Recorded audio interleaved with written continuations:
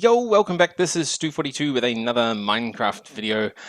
Today I am going to sort of continue on what we were doing last time, which was sorting out this power.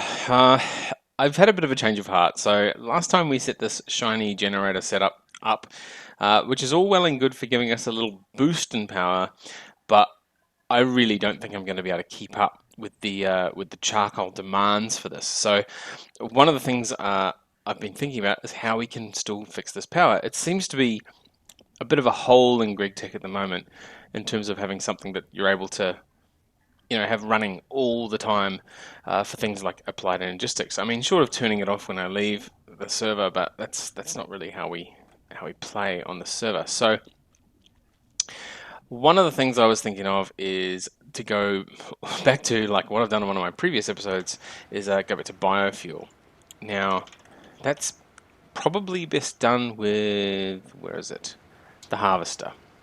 So, redstone, yeah, frame, axe, plastic sheets, a couple of shears, nothing too strenuous there. So, and then what I'm thinking of doing is stacking a few of those up to get the different things, to get the different ingredients we need for the, wherever it is, this thing, the bioreactor.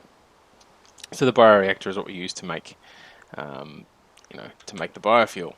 Now, none of this is new, so I don't think I'm going to spend too much time recording this. I've made this this track, just this little loop here.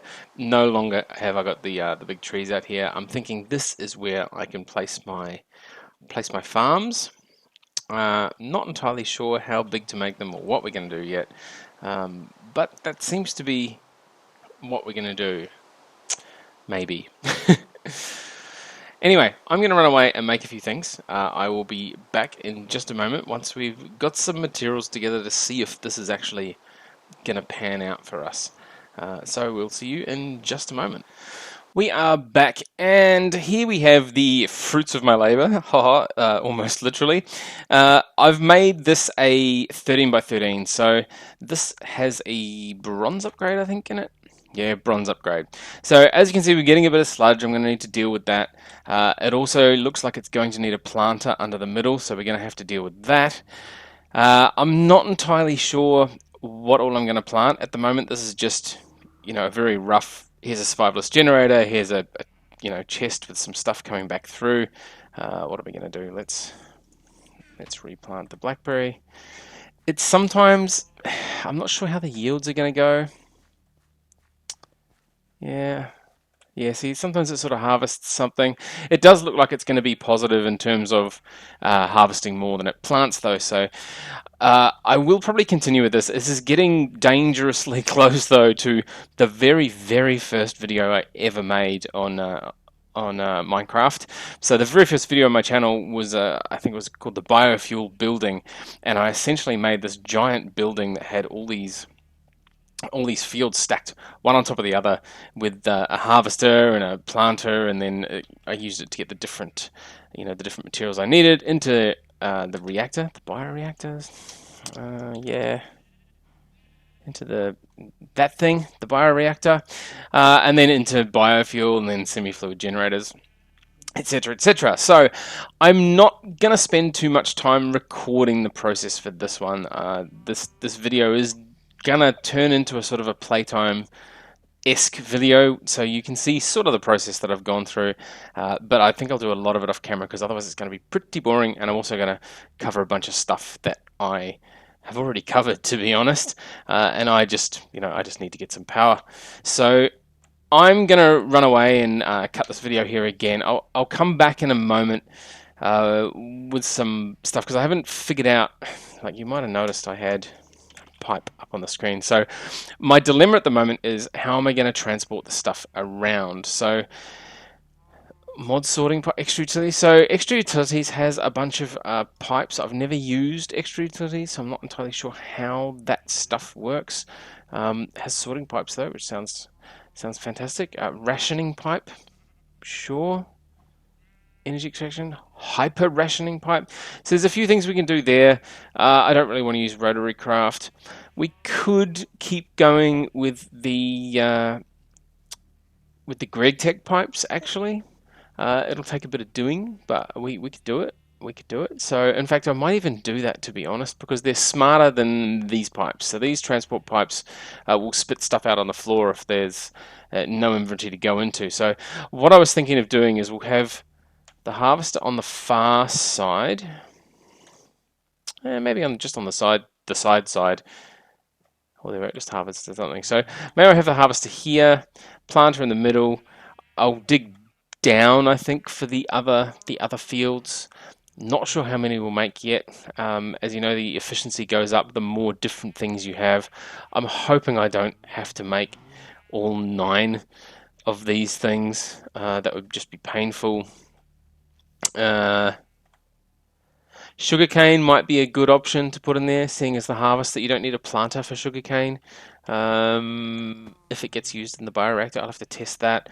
So, and I also think I will do a separate applied energistics segment out here, so like a subnet. So not part of the main network, but I'll just have a little one out here to manage the stuff.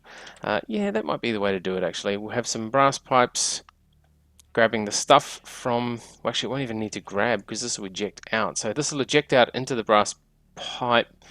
The brass pipe will go into the middle, past the planter, dropping some stuff off in the planter, and then we'll keep going out to the applied energistics.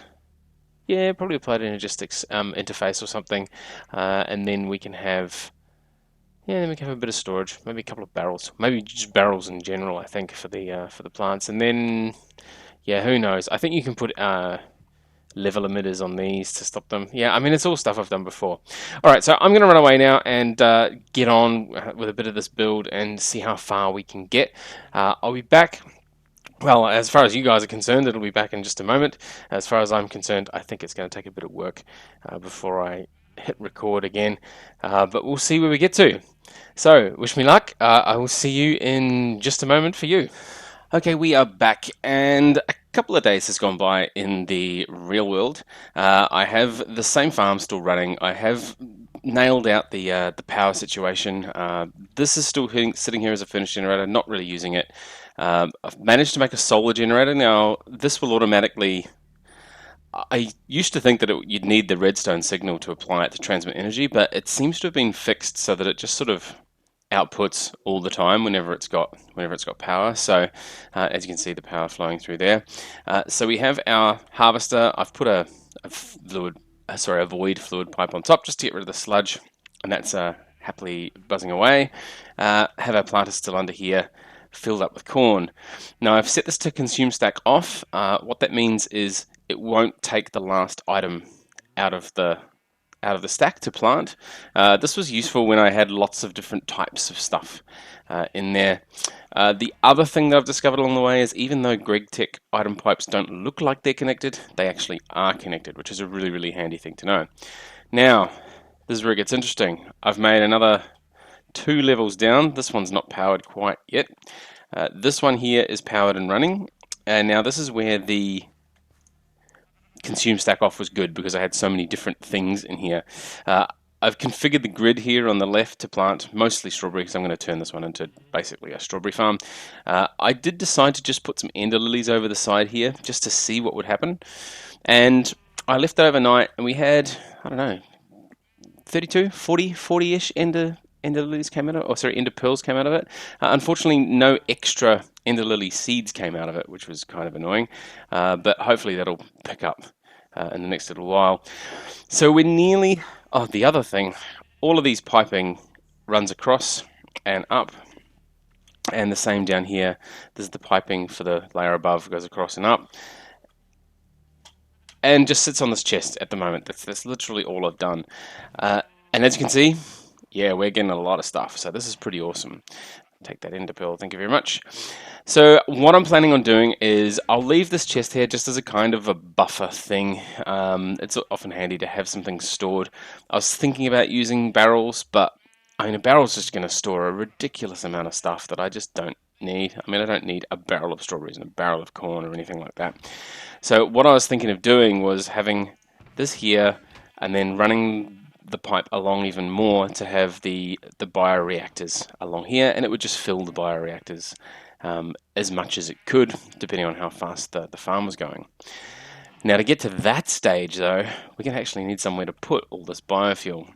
So I thought I'd just jump on and show you the progress for that. It's ticking away quite nicely with the solar generator there. I'm not sure if I'll need another one. They're pretty expensive, nine diamonds. In fact, I don't even have enough diamonds. I'd have to make a bunch of industrials to make another one. So the next step for me is basically to go up to my tank floor and get the tank ready to hold some biofuel. As you can see here, we're over 11 million nitrodiesel now, so that's been chugging away, slowly using up the rest of my oil. Yeah, 4.4 mil. Cool. All right, so that's pretty awesome for that as well. So yeah, I'm thinking maybe out here somewhere. I have made a bunch of things. So yeah, 1, 2, 3, 4, 5, 6, 7, 8. Yeah, there's not going to be enough room over there. So yeah, I'm gonna sort out what's happening here. Build the tank, and then we'll get to some bioreactors and maybe making some more floors for different crops. I will check in with you again very shortly for you, probably a while for me, once I get some more pieces in place, and we'll see how we're going. So, see you in a little bit. Okay, we are back once again, and I'm afraid this is probably not going to be the last time either. We're making some good progress here. I've put an elevator in, and we've got, a few levels of stuff now.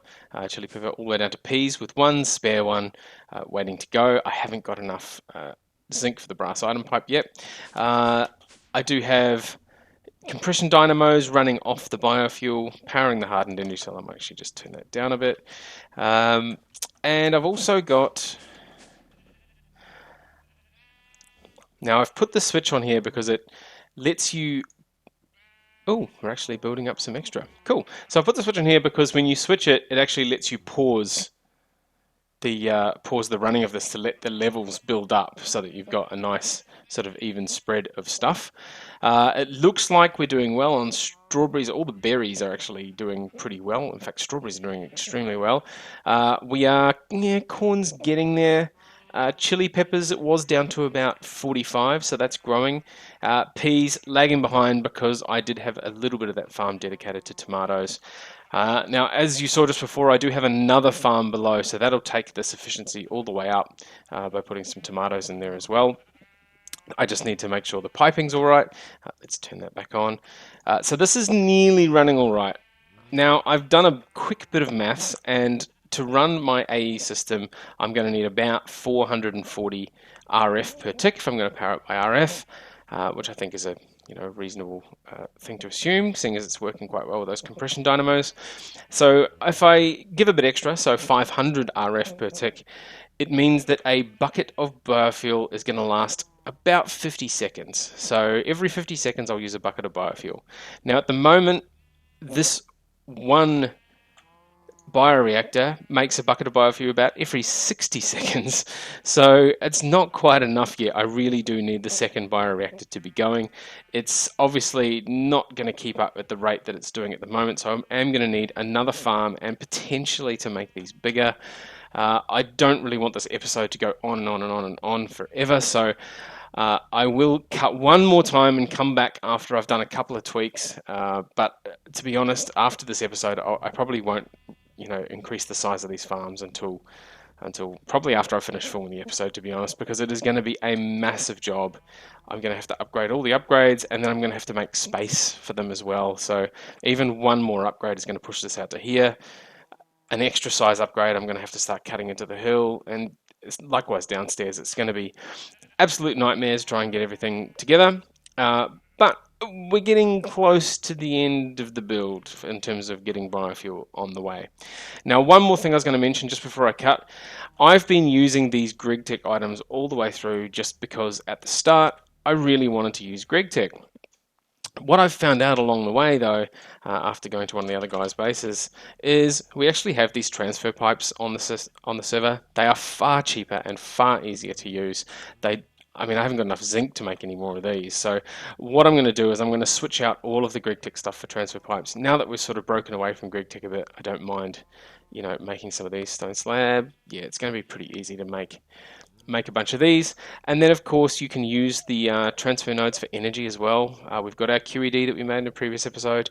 Going to need a ton of redstone because, as you can see, that takes blocks and blocks of redstone, and then these take blocks and blocks of redstone, and these take blocks and blocks of redstone. So it's going to be, a bit ridiculous making all that. But to start with, transfer node for items, pretty easy to make. Instead of redstone, we've got an ender pearl farm, so that's easy. So we can make a couple of, we'll make 4 of these even, and that'll hopefully let us transfer the items. So last cut, I will come back in just a moment. We'll have the last farm up and running, and we'll swap all of these things out for transfer pipes, and hopefully we'll have enough to at least keep this one going and maybe start squeezing something out of this one. We may need to make yet another farm underneath just to get our maximum efficiency, and then we might keep up with enough biofuel, because we really are going to need 2 of these things running if we want to keep our AE system up and going. So with that, I will see you once more in just a moment, and hopefully this will be the last cut, and we'll have a bit of a conclusion for the episode shortly. See you in a bit. Okay, we are back for the last time on this farm episode, and oh my goodness, it has taken me quite a lot of work to get where we are now. So the sun's just coming up on another Minecraft day, and as you can see, I've gone a little bit crazy. So we've swapped out all of the farms for the platinum upgrade, which if I boost up here, it's pretty big. It's pretty big. It's something like, I don't know, what is it? It's like 11 on each side, so 23 by 23 farm. Pretty massive. I've put these lights in. That was one of the problems that I had. So I had to, as you can see, I've made them all this big now. We've had to put the transfer pipes. So we've got these transfer node items. Each one runs along to the planter and along to a chest. Now I use this chest as a sort of buffer thing, and then I have this transfer pipe. This one's set to white, which means no items can go back through the other way. I don't know if I need that or not, but I've set it anyway. Likewise here on all the junctions, the black bits that you can see there, like on the left and the bottom, mean items can't flow that way. Transfer pipes seem to be really good. One of the things I found with them is they do seem to have a maximum distance, and if the pipe network is one big continuous bit of pipe, it doesn't seem to work that well. So I've divided each farm up with a chest like this, and then there's sort of this transfer node which heads off. Where's this one going? Up. So that one's going up. Now, because of the length restrictions that I seem to have come across, if we go up to here, same with the power. I've moved the power down to like the middle floor, basically. Compression dynamos running off the biofuel. I've got this generator here as a backup. It's not actually being used at the moment. As you can see, more lights, and I've put the bioreactors on this floor as well. Now, we've got 8 of these things now.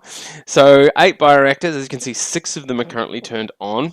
All of them are nice and full. They've all got, their 1020 out of 1425 efficiency, which is pretty good. I could add another farm on the bottom if we get stuck, but at this point, it looks like I can have 6 of these things running and the farms will keep up with it. So, yeah, pretty decent setup now. As we found out, I did a bit of maths while I was away as well. So one of these things makes a bucket of biofuel every minute or so. So that's like a bucket every 10 seconds now. One interesting thing to note, I'm using these same transfer pipes for the fluids. Now, underneath there, it's just plain transfer pipes. The only way I found to get this working is to put this retrieval node here. Now, what the retrieval node seems to do is it seems to go and search every other inventory on the pipe. It doesn't really work the same way as the items. So the items, you have it, you'd have something against each one of these pulling out all of the items. I originally tried that. I had some, there's another liquid, not the retrieval node, there's a liquid transfer node, and I tried putting one of them on the bottom of each of these, and it just didn't work. So the retrieval node has to go here. Also, the retrieval node doesn't seem to work with a tesseract properly. I have no idea why. So I've had to use this little portable tank here. If we grab our, it's also pretty good as a visual raid. So I can turn that off and you'll see it fill up with biofuel pretty quickly. as this thing goes and grabs biofuel out of all of those. So I just have it set to pass through because that portable tank seems to output to the Tesseract just fine. So that's pretty much it for the build of the farms. It's a pretty complicated beast in the end. You know, as always, feel free to ask me any questions down the bottom under this video, and I'll try to answer any specifics you might have, because there were a few issues with this build. It wasn't always plain sailing. One more thing that I wouldn't mind showing you just before we leave is the whole reason we did this. You see our massive biofuel tank now. Been running for a couple of days now. I've literally 9.5 million biofuel, and as you can see, this is still growing, and it's still growing at a fairly good rate too, which is pretty good considering I'm actually using it. So I have this. One of the other episodes I may have shown you the farm upstairs, but it needs fertilizer. It's a multi-farm, which means I need to constantly supply it with dirt and fertilizer to run the boiler, which was sitting here. So in true Stu style, I've gone a bit crazy. I've made 10 of these compression dynamos. I've worked out that these compression dynamos can actually support, like, those six bioreactors that are running at the moment can more than support these running full tilt. 10 of these are going to give me 800 RF per tick, and if we look at our network, I've switched it to RF. We're only using 450 RF per tick. So we now have our power situation sorted for our applied energistics. I have a nice redstone energy cell here as a buffer, which as you can see is draining and filling. I've set it to 800 for output, which is pretty much what these can output. Actually, what I might do is I'll just set it a little bit lower so it gives me a bit of an early warning with a bit of headroom. Pretty simple setup here. Water underneath for the compression dynamos to give us the coolant. We have the biofuel running through the middle, and then on the top we have to have these wooden kinesis pipes with gold down the middle because the wooden ones don't connect to each other. And that seems to be running pretty well, actually. It's running pretty well, and everything's going, and the tank's still growing. So what I'm expecting will happen is that tank upstairs will get full, and then the farms out there will start banking up. Which is fine. It's sort of made that way, but it does mean that I have some biofuel up my sleeve to power other things if I need to. So that's it. Phew, what a long episode in the end, in multiple parts, but we did finally get there. We now have everything running the way I want it to run without having to babysit it too much. Onwards and upwards. All right, see what we'll do next week, next episode, but for now, I'm going to cut this one here. So, as always, thank you very much for watching, and we will see you next time.